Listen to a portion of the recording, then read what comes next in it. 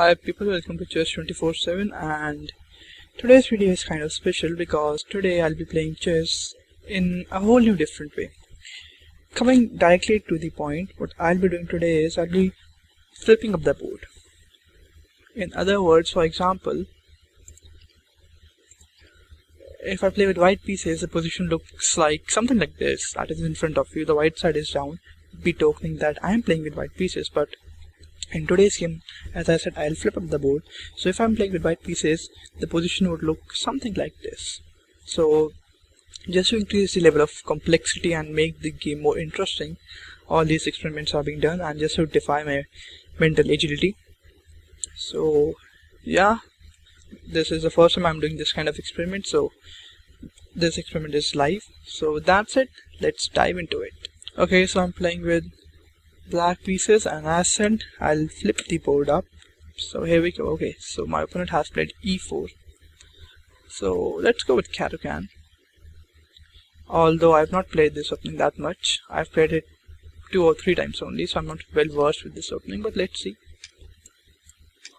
Okay, so my opponent has given up the center, and I think this might be pretty much advantageous for me. d4. Okay, let's develop. h3. This kind of restricts my bishop to pin his knight, but okay, I'll also play h6. There's no harm in playing, but I'm neglecting my development. And yeah, my opponent is just one move away from castling. So I think I should also give some scope to my dark square bishop and should try to castle as early as possible. a3. Okay, so he thinks I'll mimic him and play a6, but that's not the case. I'll just place my bishop to a much more useful diagonal. Bishop to d6. And yeah, let's see. Okay, so this is quite uncomfortable. He's covering the diagonal. By the way, this could be a beautiful diagonal if I can get rid of this e5 knight. But for now, I'll just castle.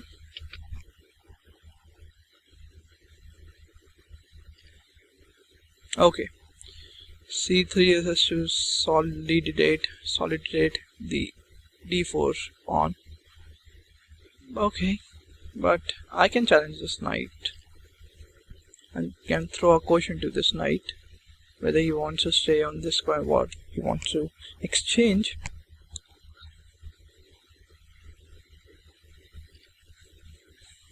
Queen to c2. Okay.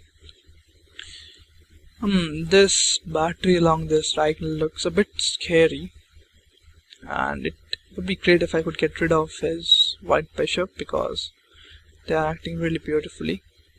Although I can also block my opponent's diagonal by placing my knight on e4, but in that case I'll be losing a pawn. And I don't see any threat because my knight is covering the h7 square, so till now everything is fine. But I think I need to get rid of this knight. This knight is in the central position, so I would like to get rid of this knight. Okay, so they are castling, but now I'll take this bishop just to avoid any future battery along this diagonal. And maybe now give some scope to my white bishop. And let's see. Okay.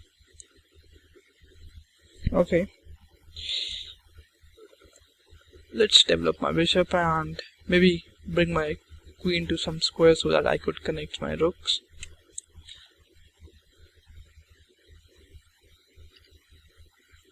This is bad. This is just bad. I can fork the queen and the knight. Okay. This might be a mistake. This might Okay, so he's asking for a take back. Let's give him a take back. It's not a big deal to lose a pawn, because I was expecting to lose that pawn somehow. Okay, let's get to a much better square and connect my rooks.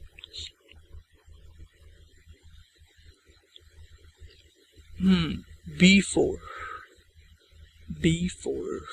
but the pawn on C2 is now back, but it might be a target to attack.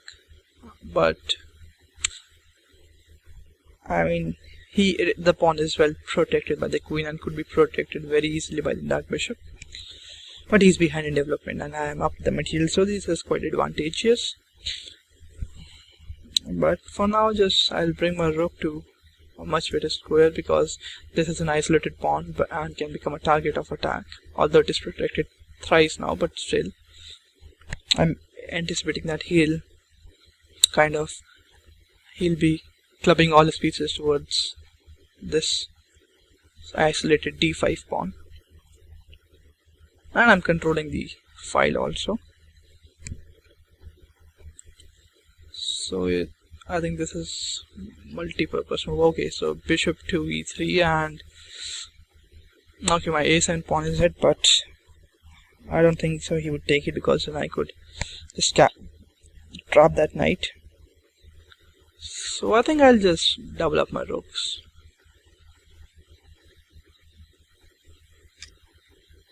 Okay, so he's going for the pawn hunt, and I think this is bad. He's just losing his bishop.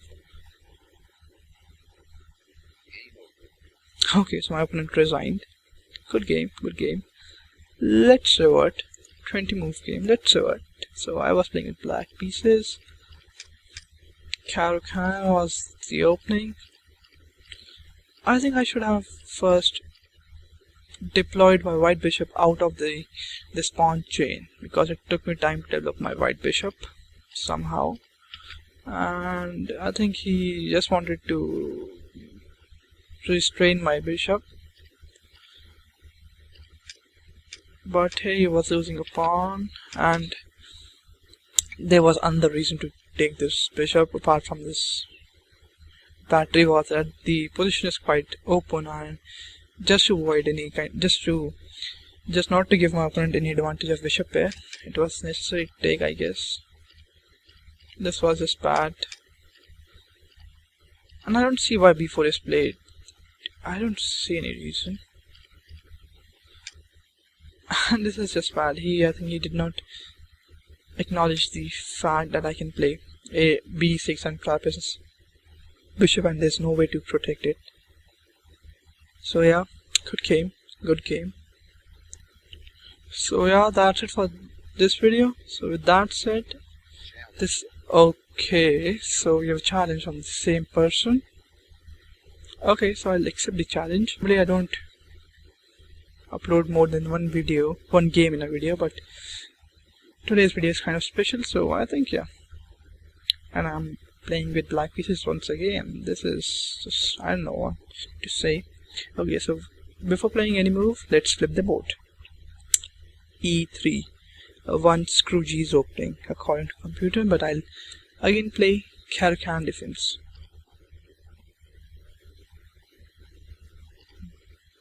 D4. Okay. D5. This kind of look like some Queen's Gambit position. And this is already Slav defense, but I'll play E6 just to support the D5 pawn once again.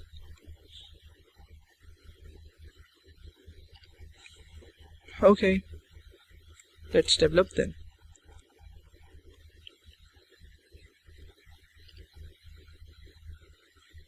Okay, so bishop to E2.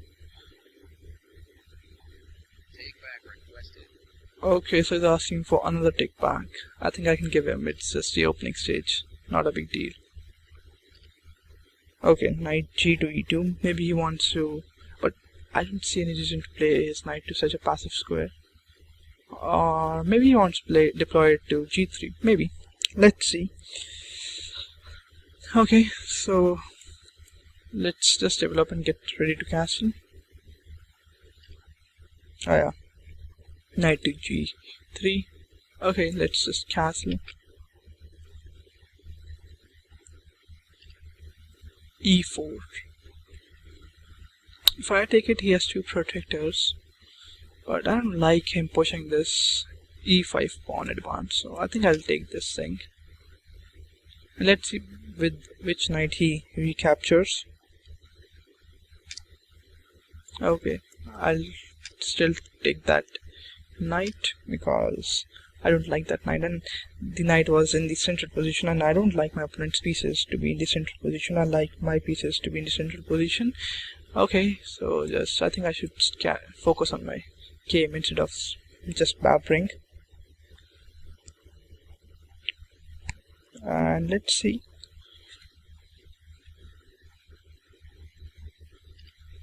Queen to h5. This is unnecessary. I cannot attack the queen.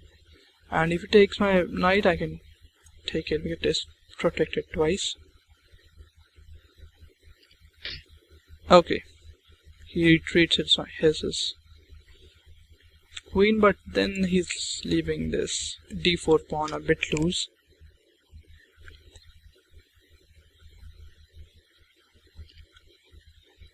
Okay. But what if I give him a check?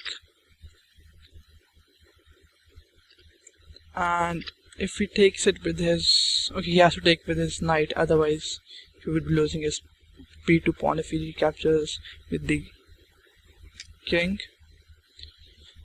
Okay. But I could still take this pawn, and I'm threatening queen takes a1 rook check.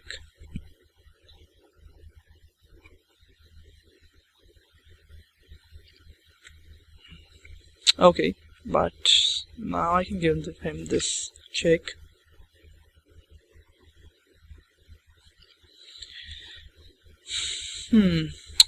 How could I improve? I think first I have to do something of this white bishop, and I think it will take some time. But I can place my knight on a much better central square. Okay, but what after this?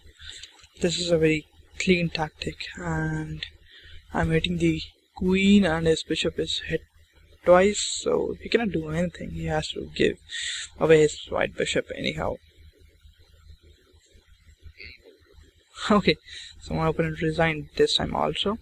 By the way, he was the same opponent against which I played the previous game. So yeah, let's revert.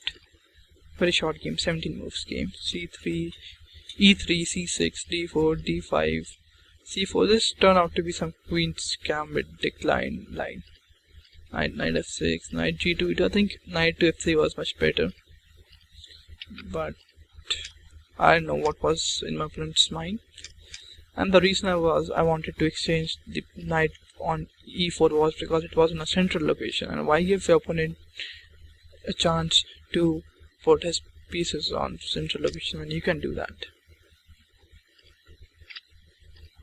Okay, what I was referring over here was that, let's say if my opponent captures it with his king, which is not going to happen, so I'm going to take this pawn, but obviously this thing did not take place in the game.